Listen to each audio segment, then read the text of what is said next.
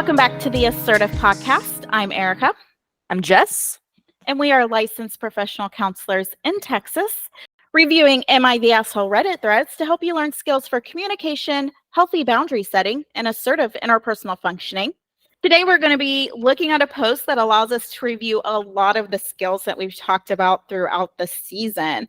So emotion coaching and validation, people pleasing, passive communication, how to be assertive in your needs, emotional boundaries, physical space boundaries. So there's a lot going on in this one. All the things.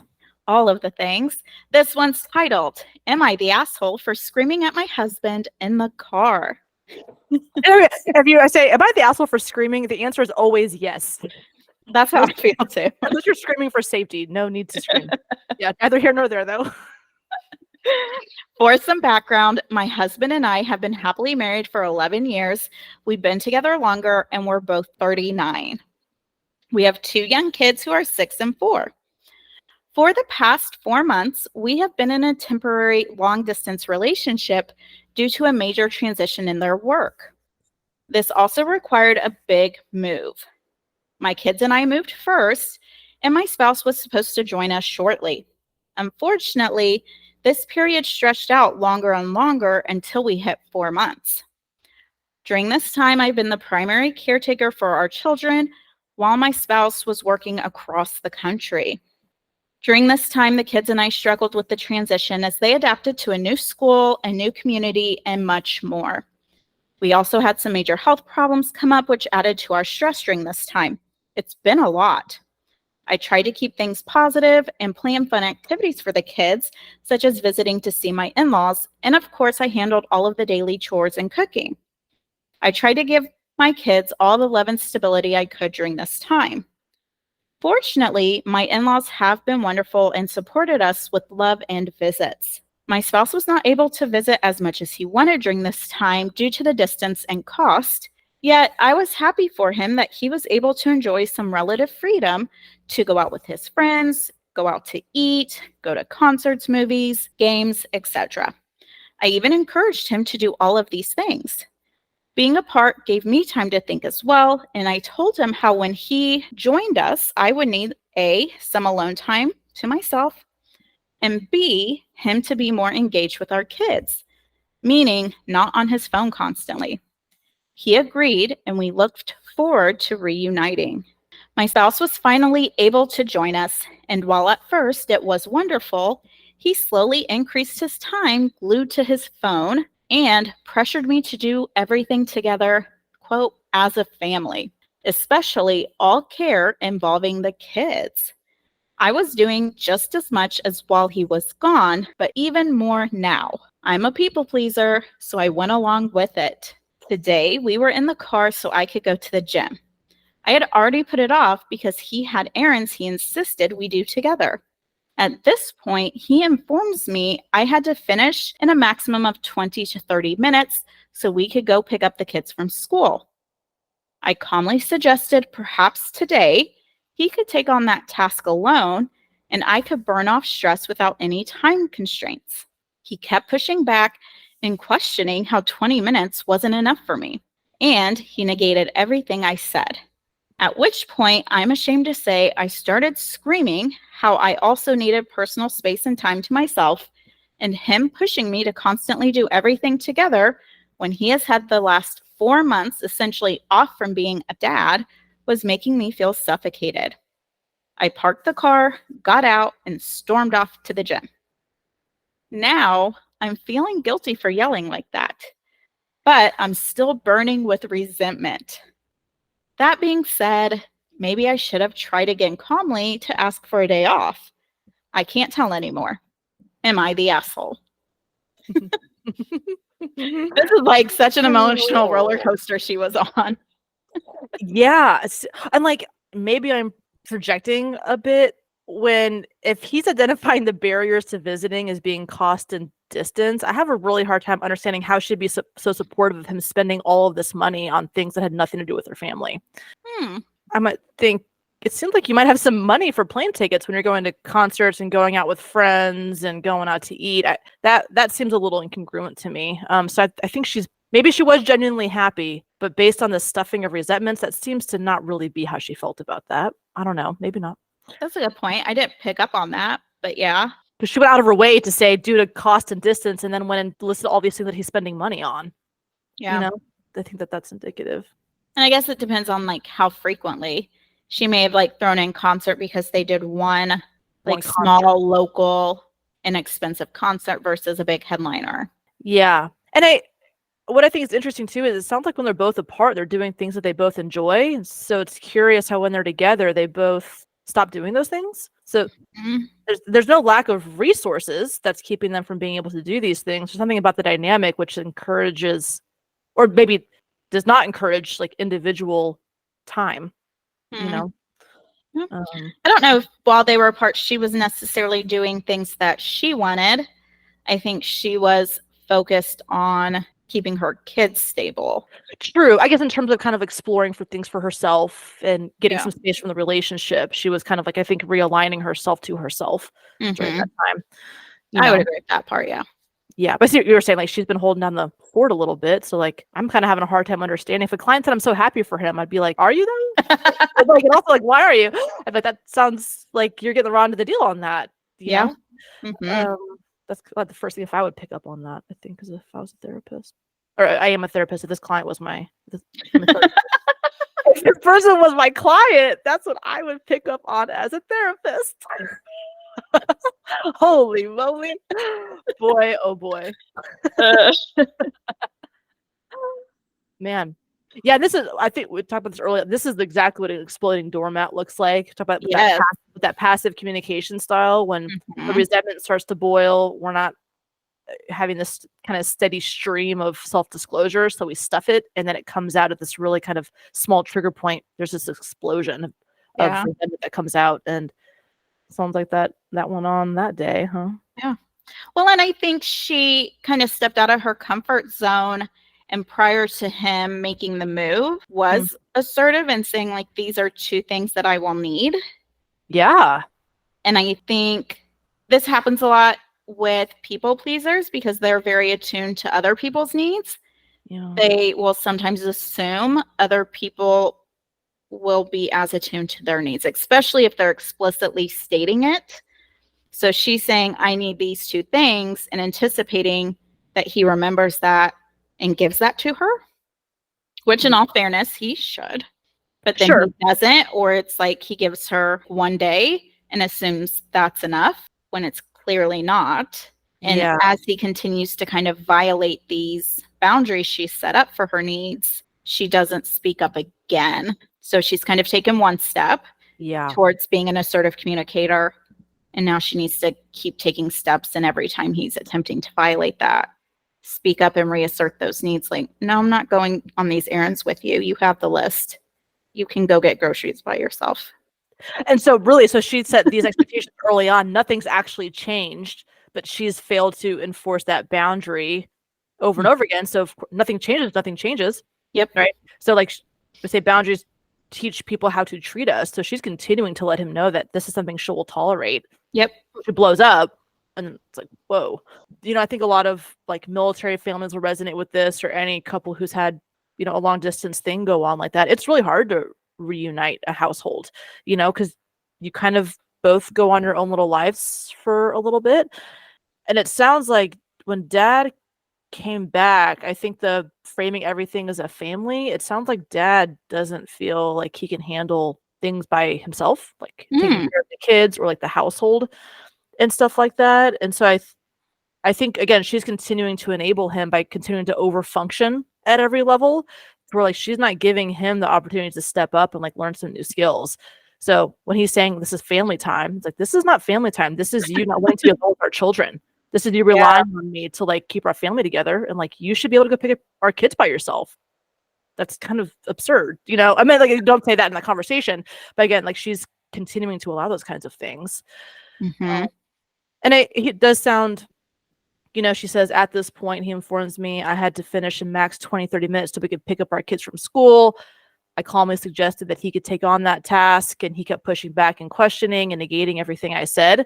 And I think at that point, I think it's okay for her to say too, I'm not asking you what's going to happen. I'm letting you know I'm going to be at the gym for an hour and our kids need to get picked up.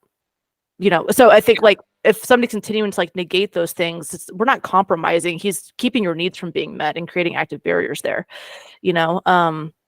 and I think her being like, would you mind, but could you do it? Is that okay? Are you mad at me? And he has no problem, I think, pushing back on that. No, not at Yeah. all. Yeah. Well, and it's hard to judge a relationship off of the details we get in a Reddit post, so we don't want to make generalizations.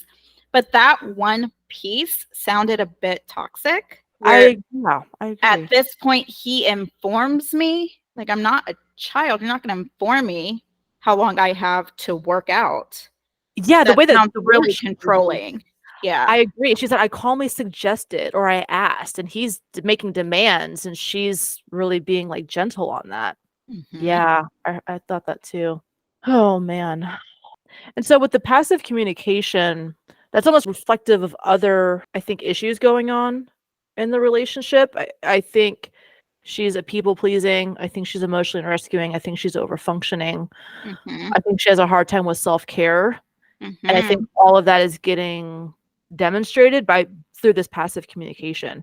And so I think that there's a lot of groundwork that needs to happen here behind the scenes before she's going to be able to engage in assertive communication. Because if you don't know your own worth, you're not going to be able to stick up for yourself in that way, to like protect the things that you need. If you don't think that you deserve them, you're not going to do that, Yeah. Mhm. Or even prioritizing other people's happiness above their own. So when thinking of like different perspectives in this post, I could see she maybe gave into his quote unquote need to do everything together as a family because he's been isolated from them for the past 4 months, but she's prioritizing his need for connectedness over her need for a break. So you framed it a different way where he's viewing this as like, I'm kind of catching up on lost time. I want us to all be together as much as possible. If I'm giving him like the benefit of the doubt, maybe good. it is like he really doesn't know how to independently parent. Yeah. So that could also be a component. But if we're giving him the benefit of the doubt, saying his behaviors are pure intention, maybe he just missed them. So he wants to do everything together, but that still doesn't trump your need for time alone. Like he can go do things with the kids without you. Right. That's what I think. This mostly comes up on my caseload with moms where like we have to talk about like self-care, and that could be a whole other conversation, right? Because that's like a really common buzzword and all these things, but self-care is not selfish. And it's talking about like you got to fill up your own tank. And I think here it's getting framed in the household that if you need more than 20 minutes, you're taking away from our family. And I think really kind of checking in of when those messages are coming up, because that is not how things work like that. You can't give something you don't have. Yeah. So in the case of a do-over, obviously we have the gift of hindsight. So I think there's a lot of opportunities to set that boundary and then continue to enforce it as opposed to stuffing it and then blowing up again. Yeah. But where could they go from here? Let's say that the author was your client. What would it look like to have that explosion and then have to move on? Yeah. I think having a very honest apology would be our next step. And so we're not excusing our behavior, necessarily explaining it, but apologizing and again asserting our needs. Okay. I apologize. I yelled at you while everything I said was true. There was definitely a better way I needed to communicate to you versus just yelling and storming off to the gym. From now on, I am going to set a schedule for my alone time and my me time, and you'll be responsible for the kids or any other tasks during that time. And if things come up, we will communicate those and move things around as needed. But if I'm going to not continue to blow up, I have to take care of myself. And that's what that looks like to me. I like that. And so we talk about too, somebody else being an asshole doesn't validate us being an asshole. So you would say, hey, I was wrong for exploding. And also I need to communicate that the anger was trying to give me a voice and I needed to Yeah. use that earlier, but the voice that I need to have is these are my needs, and to reiterate those things. Mm-hmm. Even giving, and again, I don't know what level of detail they went into, but she said I need 2 things. A, some alone time for myself. She could maybe even help clarify. That looks like going to the gym for 4 days a week, or Yep. reading my book for an hour, or whatever, like giving even maybe more concrete examples of what that looks like.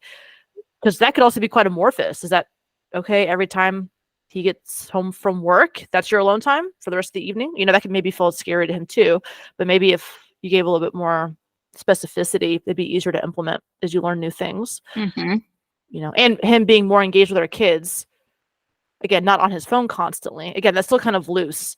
So is that like no phone to the dinner table, or that looks like no phones after bedtime, or whatever? I think that maybe they need to do a little bit more follow-up of actually clarifying some of the needs that were being expressed. Mm-hmm. I agree with that. It is very ambiguous. Yeah. And they could, maybe they asked more questions. She could have just been summarizing, but Yeah. I'm going to guess that that's her first time expressing a need. It probably was quite ambiguous. Mm-hmm. It usually is. Yeah. That's fair. Learn fair. those things. Mm-hmm. What if the dad was your client and he was like, man, me and my wife were driving in the car, and this is like usually guys talk about it. She just pulled over and blew up, and I didn't know what to do. I'm like, it's like, it feels really like confusing, I think, for the partner to be dealing with an exploding doormat. How would you talk to the dad about it? I would then empower him to share what that experience was like for him. Like, I was really caught off guard. I thought we were having a good day together, and you wanted to go work out for an hour, and I felt hurt, or I felt overwhelmed with having to pick up the kids and get them home and figure out what to give them for a snack. And so whatever he's feeling in that moment, communicate that. Okay. I would probably also ask him, just kind of out of curiosity, what do you think led to this? Were there any cues in the day that maybe could have alerted you that she was on edge or unhappy or stressed out? Yeah. That would also give me some insight into how aware he is of his partner. If he was like, no, she was perfectly fine, I doubt that's true. She was boiling with resentment. So I doubt she was fine. She was maybe giving shorter answers or saying, I don't care, whatever you want, walking slowly in the stores. And I love using an autopsy of like, what can you learn about your partner from this conflict? Because like she needed that anger to come out. Yeah. I also asked, like, did she say anything? Like when she blew up? Do you remember what words she used? Yeah. That's also going to give me a little bit of insight if she's saying, I can't do everything together. Like, oh, do you feel like you guys are doing a lot of things together? It's like, well, yeah, but I miss them. Or, yeah, but I get overwhelmed with the kids. It's like, you get overwhelmed in 5 minutes. She was doing this for 4 months. How do you think she's feeling? So like opportunities to maybe improve some empathy a little bit. In Gottman, they call that bids. Like your partner will give out signs that they're asking for something. So, walking slowly in the store, like an eye roll, that's a bid for, we need to have a hard conversation, or I'm resentful, and picking up on your partner's cues in that way. And this is something, even personally, I've noticed this in, marriage and partnership, that like sometimes picking your battles, it's hard to distinguish what is picking your battles versus what is being passive. Yeah. Because when you're cohabitating with somebody, there's a lot of things that you just do differently, even if there's no conflict. And I think when you're picking your battles on a repeated basis, it can easily go into passivity, because you're trying to determine like, does this mean not preferring something that they're just doing because of themselves, or is this actually a problem that needs resolving? And that can be really confusing. And I think couples deal with that a lot, where issues go on for a long, long time because both parties are trying to be patient with one another. And then it gets to this boiling point. Do you notice that in some of your clients as well? Does that come up? Yeah. So I'm wondering if somebody is maybe feeling like they're stuffing a lot, but is also trying to not be a nag or like overly critical. What's the line between people pleasing and being passive versus like appropriate battle picking, because you need to have harmony and cooperate and let them be their own person? I think I would have to say, be aware of where you are at energy level wise. Ooh. Because if I have a full tank of energy, I can probably let some things go and just suck it up and do it. But if I have really low energy, I need to be stricter with holding my boundaries. They're going to be more important. So I do need to probably say no, that's not me picking a battle. That's me being passive. So the personal cost, Yeah. mostly in energy, would be Yeah. the metric there. Okay. Yeah. I think that's one way I would probably tell them to kind of navigate battle picking versus people pleasing. And I think we talked about this in an earlier post. It's also just like, what's our motivation? If we're doing it to avoid conflict, we're most likely engaging in people pleasing. If we're doing it because this really isn't the hill to die on today, we're picking our battles. Okay. Let's get insight there. And, maybe she was giving him time to adjust. Maybe she was hoping it turned around and waited a little too long to have kind of a check-in conversation of like, hey, we talked about this before you got home. It's been about a month. Things were going good at first, but I've noticed us falling back into old patterns because you might need just like a fine-tuning sometimes. And it sounded like she waited too long maybe to have that follow-up conversation. Yeah. And I think when we're setting boundaries around our like energy needs, it can be hard to set appropriate expectations. In those circumstances, it's important to schedule those check-ins. So when she's saying, hey, I'm going to need A and B, and I'm going to need these at least for the first month, and then let's check in and see how things are going. So again, we needed to be clear up front when we're communicating the needs. Then a month in, she could say, this has actually been really helpful, and I'd like to continue this. Let's do another check-in in a month. How are you doing with this? Oh, because if you're just adhering to a schedule, you don't have to kind of muster up the courage to initiate a potentially difficult conversation because you're just following the calendar at that point. Yeah. Yeah, that's a good idea. And maybe, there could have, once you open up that dialogue, there could have been things that maybe Dad learned where he said, I really feel energized when I'm engaging with my friends. Or like, I didn't realize how much I miss going to the movies, and there might be things that maybe he needs as well that he learned about from his alone time. And so they both can have an opportunity to check in on those things and like help each other be the best versions of themselves as individuals, not create barriers to those things for one another. Yeah, absolutely. What do you think are some things that she did well here? I think up front, she did a good job of being aware of her needs and starting the conversation. Again, I think there needed to be some clear specifications in that when she was asking for her needs. Yeah. But it sounds like this is probably a new skill. So I'm going to go ahead and give her credit for 1, being aware of her needs, and then 2, being able to communicate those. Yeah. I think having some reflection at the end of, I'm feeling guilty for yelling, but I am still pretty resentful. Maybe I should have tried to have another conversation in a more calm manner. So I think that reflection was good. Yeah. This is a good time out. She kind of like looked at maybe where she made a boo-boo. Yeah. But apart from that, I think there are still a lot of learning curves there that she needs to turn. It sounds like she fucking killed it holding down the fort. I mean, kudos to her for holding everything together. I know that's no easy feat there. Again, this is just a screenshot of this relationship. If I was her, I might also want to say something like, it feels disrespectful and belittling when you tell me what I do and don't need. And when I tell you I need time at the gym to de-stress, having you invalidate me, I do not appreciate that. And maybe even setting some limits on the types of communication we're tolerating from our spouse too. Because if somebody's like talking you out of things and just keeps like pushing back, I think that's not allowing that person to take up space in the relationship, And I think she needed to protect that space for herself. Absolutely. I would also be really curious how much communication she did in those 4 months, because she openly shared here how stressful that time was. And if she's saying, no, go have a good time with your friends, enjoy this freedom, she may also be protecting him from the stress that she's undergoing, trying to do everything alone.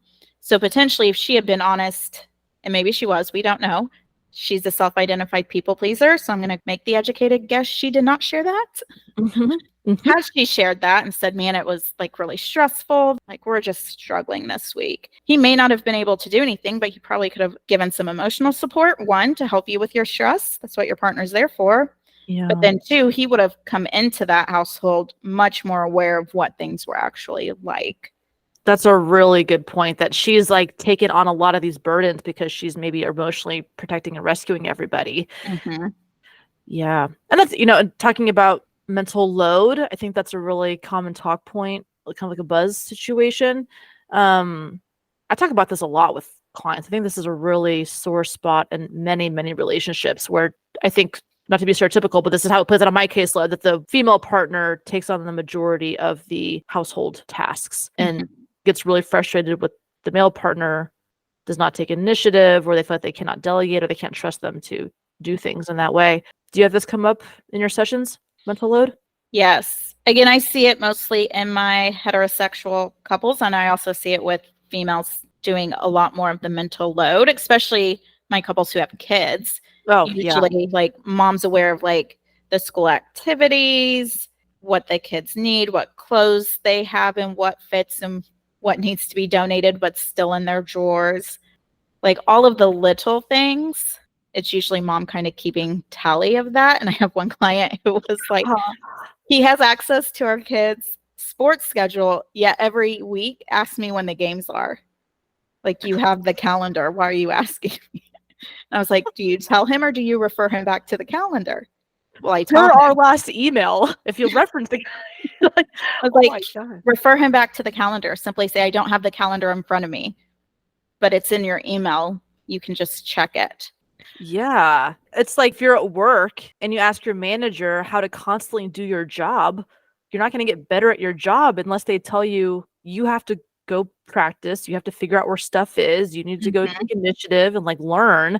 It's like, but then we're going to blame all the employees, like, well, no one does their job. It's like, well, yeah, you're doing it for everybody. Like, you can have your cake and eat it too there. Yeah. I mean, that's a good point. And I remember in training people, I'd ask them, where did you look for this before you came to ask me? It's like, I didn't. Right. It's like, Where do you think this would be? Right. like a systemic, what's our systemic access to information? Like, how do we answer our own questions? Yep. Yeah. And I think a lot of the mental load conversations come also with, I don't know that a lot of female partners will word it like this, but at the end of the day, it's something like my work is A+ and his work is a B-, and I cannot tolerate B- work. It's saying that the way that I do this is the best, and so also it's like being willing that like if you delegate something, it'll look different than how you would do it because you're not the one who did it. I talk with couples too that if like one partner is having all of the mental load, I'd be like, what's your ability to tolerate lack of control? Because I bet it's quite low. Yep. What's your ability to tolerate a sense of, I don't want to use the word failure, but if the ball drops, like, are you able to deal with that? Can you handle unpredictable situations? Because I think that that's what motivates it a lot too. Because you get in survival mode, Yeah. And practically, I've known somebody personally done this too. And I did this with like my partnership. It's kind of an easy way to parse that mental load is like you write down all of the things that you are carrying, all the tasks, all the errands, all the to-dos. You make a big list and you say, I'll take these. What are you going to take? And you literally like assign it.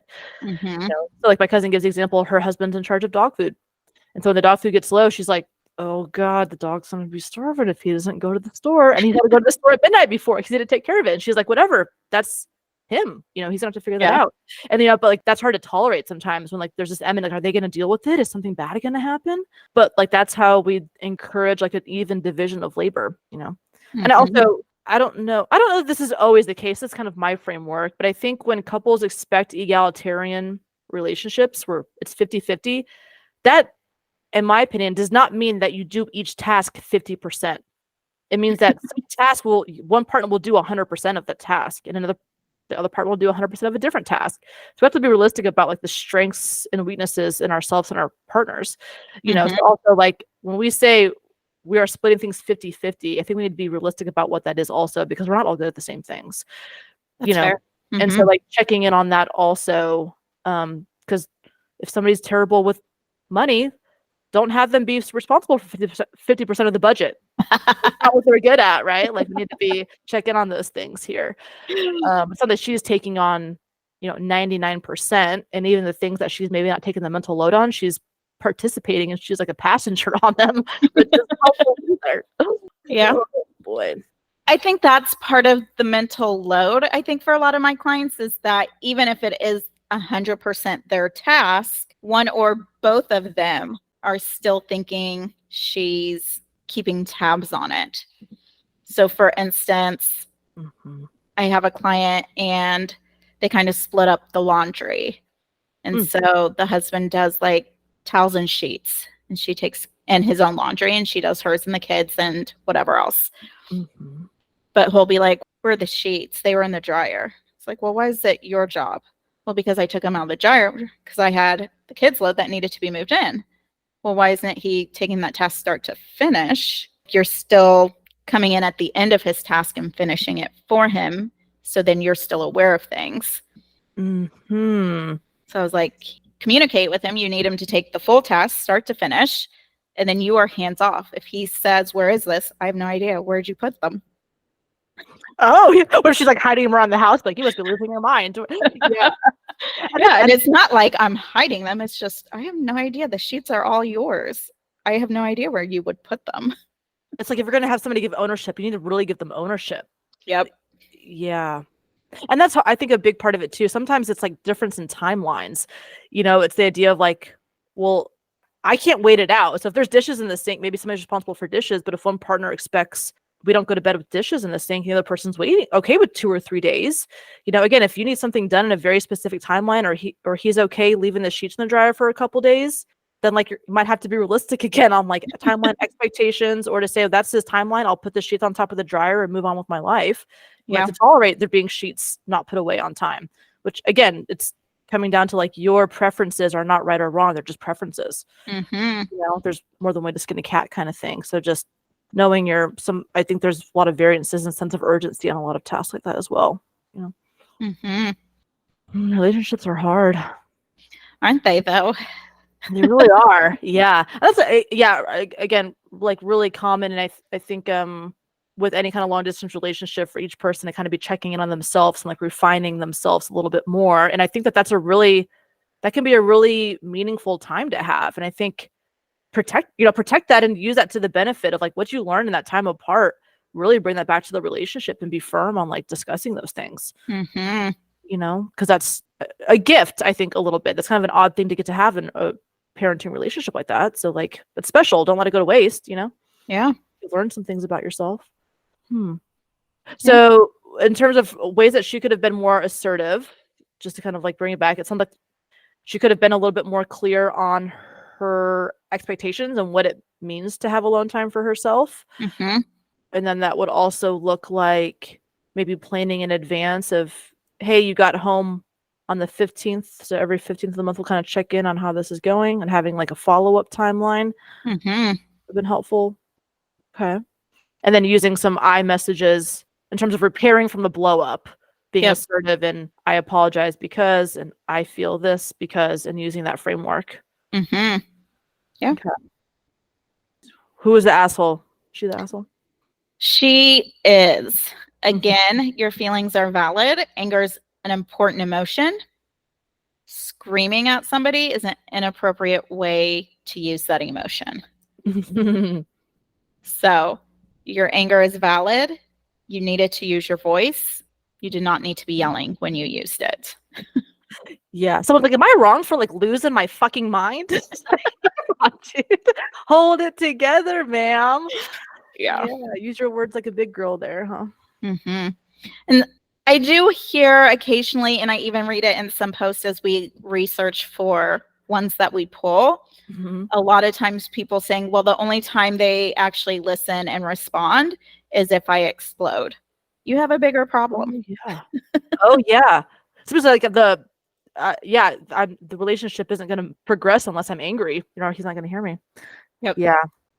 Different things we need to be working on. I would recommend some couples counseling. At that point, we need to learn some additional skills. For sure. I think also assessing how invested this other person is in the relationship. If the only way they're willing to compromise or meet your needs is if you lose your shit. Yeah. I think the husband's a bit of an asshole, I think, for kind of blatantly disregarding somebody else expressing needs. Yep. I think that's kind of shitty to do. I think he's doing some escapism with the phone. I don't think that that's like intentional. I think that's usually the function of feeling overwhelmed. But I think husband might need to check in on like his level of like kind of dependency on Mhm. the wife, because he sounds like another child is what's happened here.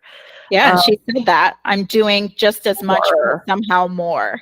Yeah, so like I think there's probably I don't know if there's mothering going on, but I think it sounds like he needs to grow up a little bit too, Mm, and just be willing to like step up and contribute more to that partnership. absolutely. So I would say he's also an asshole in this situation. I think he needs to kind of read the room and be willing to meet his Yeah. wife's needs. Yeah, definitely. I think asshole for lack of empathy and lack of, I think, even tenderness, and she's an asshole for lack of effective communication and like effective boundary setting. Hmm. Okay, summarize it for us. Okay. We. I mean, there's a lot going on in this There's a lot. one.